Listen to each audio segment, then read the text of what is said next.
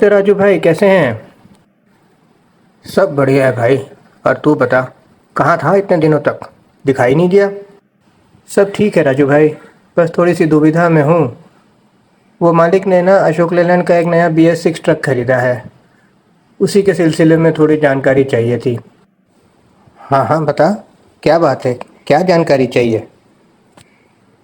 वो कहते हैं कि BS6 की गाड़ियों में कुछ नई प्रक्रिया है जिसे रीजनरेशन कहते हैं। उसके बारे में जानकारी चाहिए थी राजू भाई आपसे। रीजनरेशन ये कोई बड़ी बात नहीं है। ये तो हर BS6 गाड़ी में होता है। मैं तेरे को इसके बारे में बता सकता हूँ। चल ऐसा करते हैं, बाजू के होटल में बैठ के चाय पीते हैं और मैं तुझे इसके बारे में बता भी दूंगा। अरे वाह, ये तो बड़ी अच्छी बात है। चलिए चलते हैं।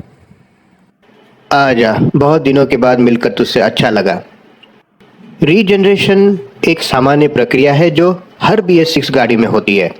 इससे DPF में यानी डीजल पार्टिकुलेट फिल्टर जो एग्जॉस्ट में होता है, उसमें जो सूट जमा होता है उसको जलाकर सिस्टम से बाहर निकाल दिया जाता है। रीजनरेशन की प्रक्रिया दो प्रकार की होती है, एक है पैसिव और दूसरा है एक्टिव। पैसिव रीजनरेशन जो होता है वो अपने आप ही गाड़ी में होता रहता है।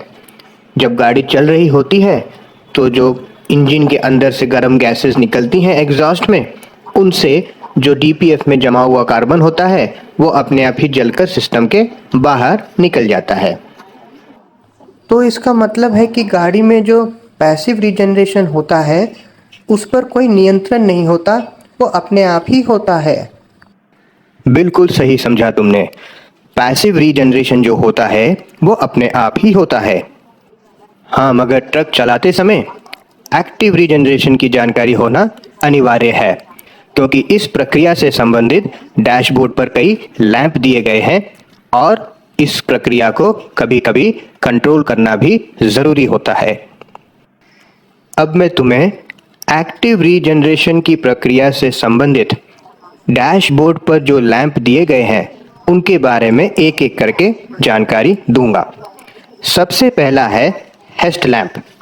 जब यह लैंप जल रहा हो तो इसका मतलब है कि गाड़ी में रीजनरेशन की प्रक्रिया शुरू हो चुकी है। ऐसे समय में यह ध्यान रखना कि एग्जॉस्ट से निकलने वाले धुएं का तापमान बहुत ज़्यादा होगा। तो जब एग्जॉस्ट से निकलने वाले धुएं का तापमान ज़्यादा होगा तो उस समय सुरक्षा से संबंधित कोई चीज़ें ध्यान रखनी है क्या? हाँ हाँ बिल्कुल। जब यह हेस्ट लैंप जल रहा हो और गाड़ी में एक्टिव रीजनरेशन की प्रक्रिया चल रही हो, उस समय कुछ बातों का ध्यान रखना बहुत ज़रूरी है।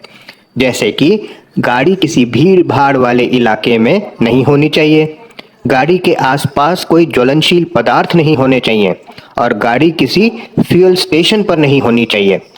अगर तुमको ऐसा लगता है कि इस वक्त गाड़ी एक सुरक्षित स्थान पर नहीं है तो तुम इस एक्टिव रीजनरेशन की प्रक्रिया को स्थगित भी कर सकते हो। इसके लिए तुम्हें डैशबोर्ड पर दिया गया इनहिबिट स्विच का बटन ऑन करना होगा। इस बटन को समझना और पहचानना बहुत आसान है, क्योंकि यह संतरे के रंग का होता है। जब इनहिबिट वाला स्विच ऑन होगा तो डैशबोर्ड पर इनहिबिट स्विच ऑन होने का लैंप भी जल जाएगा। एक बात का ख्याल अवश्य रखना, जब भी इनहिबिट स्विच को ऑन करो तो उसे ज़्यादा समय के लिए ऑन अवस्था में नहीं रखना। गाड़ी सुरक्षित स्थान पर पहुंचते ही इस स्विच को ऑफ कर देना और गाड़ी में पार्क्ड रीजनरेशन की प्रक्रिया को शुरू कर देना। अच्छा, तो इसकी जानकारी होना तो बहुत महत्वपूर्ण है। अगला लैंप, जिसे कहते हैं DPF लैंप। जब यह लैंप डैशबोर्ड पर जल रहा हो तो इसका मतलब है कि गाड़ी में अब रीजनरेशन की ज़रूरत है। इस समय तुम्हारे पास दो विकल्प हैं। अगर हो सके तो गाड़ी को हाईवे की ड्यूटी पर ले जाओ। इससे क्या होगा कि गाड़ी हाईवे पे तेज दौड़ेगी, गाड़ी में एग्जॉस्ट का तापमान अच्छा होगा और DPF में जो सूट जमा हुआ है वो जल के बाहर निकल जाएगा। मगर अगर गाड़ी हाईवे पर नहीं ले जा सकते हो तो गाड़ी को किसी सुरक्षित जगह पर ले जाकर पार्क रीजनरेशन कर लेना। हाँ, एक चीज का ख्याल जरूर रखना, अगर डीपीएफ वाला लैंप जल रहा है और किसी वजह से तुमने इस सिग्नल को नज़रअंदाज कर दिया तो थोड़े समय के बाद यह लैंप झिलमिलाने लगेगा और तुम्हें ट्रक में पिकअप की भी कमी महसूस होगी। ऐसे समय में तुरंत गाड़ी को सुरक्षित स्थान पर ले जाकर पार्क रीजनरेशन कर लेना। हाँ, एक बात का ध्यान रखना, अगर कभी तुम ऐसा पाओ कि डीपीएफ वाला लैंप झिलमिला रहा है और साथ ही मिल लैंप और इंजन स्टॉप लैंप भी जल रहे हैं तो गाड़ी को तुरंत एक सुरक्षित स्थान पर पार्क कर देना और अशोक लेलैंड के निकटतम अधिकृत सेवा केंद्र को इसकी जानकारी देना ताकि गाड़ी की सही जांच हो सके। बस इतनी सी जानकारी चाहिए थी। अगर तुम्हें इन 3 लैंप की जानकारी हो और सेफ्टी की जानकारी हो तो रीजनरेशन का प्रोसेस बहुत आसान हो जाता है ना? हाँ हाँ, बिल्कुल सही कहा आपने।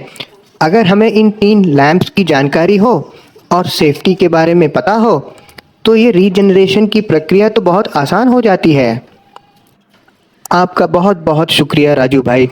अब मुझे रीजनरेशन से संबंधित सारी जानकारी हो गई है। अब मुझे कोई घबराहट नहीं होती।